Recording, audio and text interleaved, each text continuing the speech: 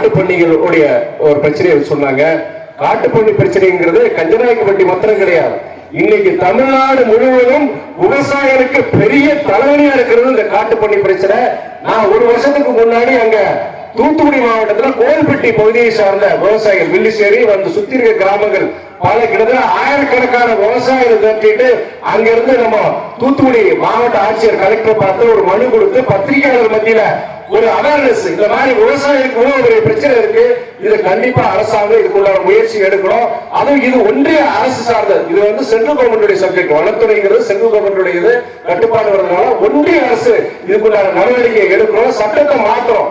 வனத்துறை சட்டத்தை மாத்திரம் சொல்றேன். இப்ப சமீபத்தில் இந்த நாடாளுமன்ற கூட்டத்தொடர் கூட நான் இந்த காட்டுப்பன்னி பிரச்சனையை பத்தி பேசுறதுக்கு விருப்பப்பட்டேன். ஆனா அதுக்குள்ள நேரம் கிடைக்கல. வர்ற இந்த ஜனவரி மாசம் வர நாடாளுமன்ற கூட்டத்தொடர்ல தமிழ்நாட்டில் விவசாயிகளுடைய காட்டுப்பன்னி பிரச்சனையை பத்தி நான் கண்டிப்பா நாடாளுமன்றத்தில் பேச போறேன். தமிழ்நாடு அரசாங்கம் இது குறித்து ஒரு புதிய சட்டத்தை கொண்டு வந்திருக்கிறாங்க.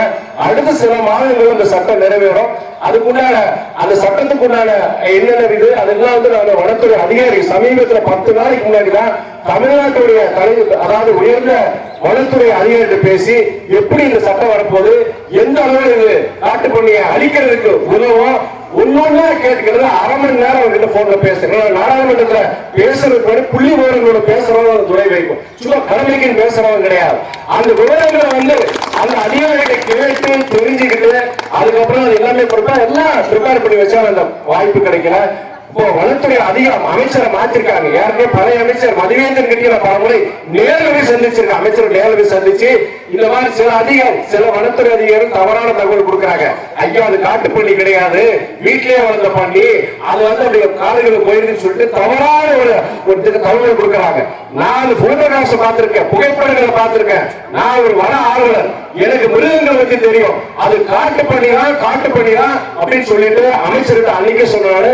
புதிய அமைச்சர்கிட்டயும் வர அடுத்த 2 வாரத்துல சந்திச்சு நான் நாடாளுமன்றத்தில் என்ன பேச நினைச்சோம் அதை அமைச்சர்கிட்டயே சொல்லிட்டு இந்த புதிய சட்டம் வந்து அமலுக்கு வரும்போது நானும் கூட ஒவ்வொரு சக விவசாயியோட சேர்ந்து இந்த அந்த காட்டுப்பன்னி பிரச்சனைக்கு ஒரு முற்றுப்புள்ளி வைக்கிறதுக்கு என்ன முயற்சி செய்வோம். ஆனா டக்குன்னு தீர முடியாது. ஏன்னா இன்னைக்கு வந்து தஞ்சாவூர் வரைக்கும் பரவிடுச்சு இந்த காட்டுப்பன்னி பிரச்சனை. தஞ்சாவூர் அது மேற்கு தொடர்ச்சி மலை அடிவாரத்தில் இருந்த காட்டுப்பன்னி இன்னைக்கு இனப்பெருக்கம் செஞ்சு தஞ்சாவூர் வரைக்கும் போயிடுச்சு. இதனால வந்து தமிழ்நாடு முழுவதும் விவசாயிகளுடைய மிகப்பெரிய பிரச்சனை இன்னைக்கு உருவாயிருக்கு. வனத்துறை பொறுத்த வரைக்கும் நம்முடைய தமிழ்நாடு வனத்துறைக்கு அவ்வளவு தூரம் அவங்களால செய்ய முடியுங்கிற ஒரு சந்தேகம் தான். ஒன்றிய அரசுடைய தலையீடு அவங்களுடைய பங்களிப்பு அதுல இருந்தாதான் இந்த பிரச்சனையை முழுமையா நம்ம தீர்த்து வைக்க முடியுங்கிறது என்னுடைய கருத்து. வர காலங்களில் உங்களோட விவசாயிகளோட சேர்ந்து நான் கூட நிக்கிறது பிரச்சனை விஷயமா. அதாவது சகோதரர் அண்ணாமலை பொறுத்த வரைக்கும் ஒரு முன்னாள் IPS ஒரு அதிகாரி, நல்ல ஒரு படித்தவர், நல்ல புகழ்பெற்ற கல்வி நிறுவனங்களில் படிச்சிருக்கிறாரு.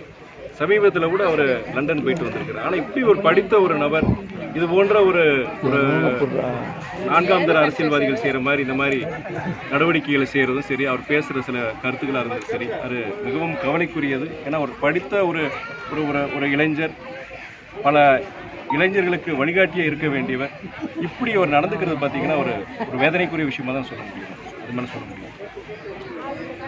மன்மோகன் சிங் அதாவது முன்னாள் பிரதமர் மன்மோகன் சிங் பொறுத்த வரைக்கும் ஒரு பொருளாதார ஒரு மேதைன்னு தான் சொல்ல முடியும்.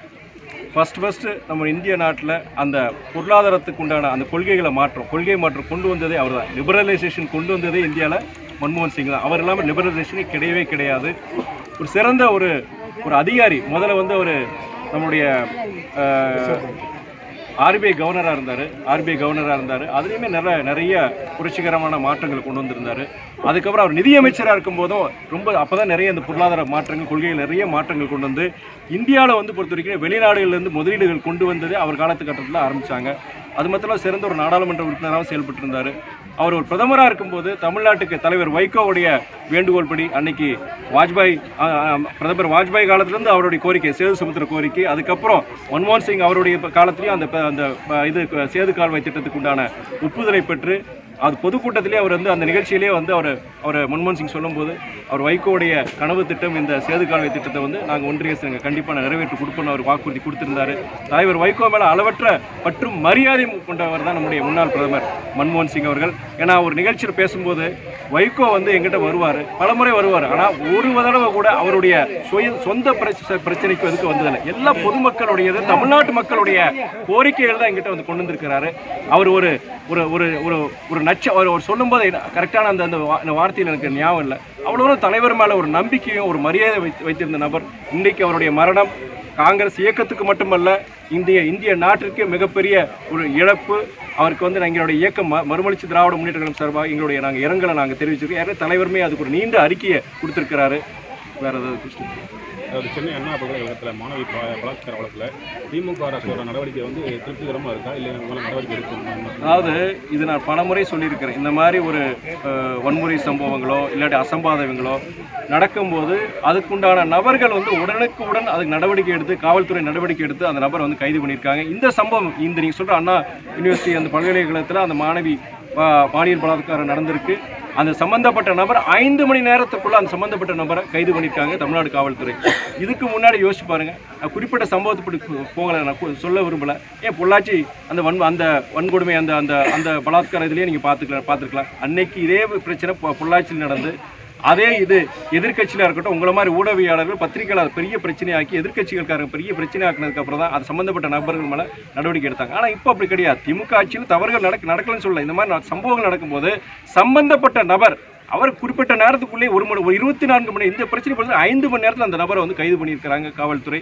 ஆனால் என்னன்னா இது போன்ற விஷயங்கள் பொறுத்த வரைக்கும் மறுபடியும் நடக்கக்கூடாதுக்கு ஒரு சிறந்த ஒரு உதாரணமாக காவல்துறை சரியான நடவடிக்கை அந்த நபரா இல்லை அவர்களோட சம்பந்தப்பட்ட வேற இருந்திருக்காங்களா, கண்டிப்பாக அந்த இதில் இருக்கிற அனைத்து குற்றவாளிகளும் கண்டிப்பாக அது ஒரு தண்டிக்கப்படணும். யாரும் வந்து இதில் தப்பிச்சிடக்கூடாது.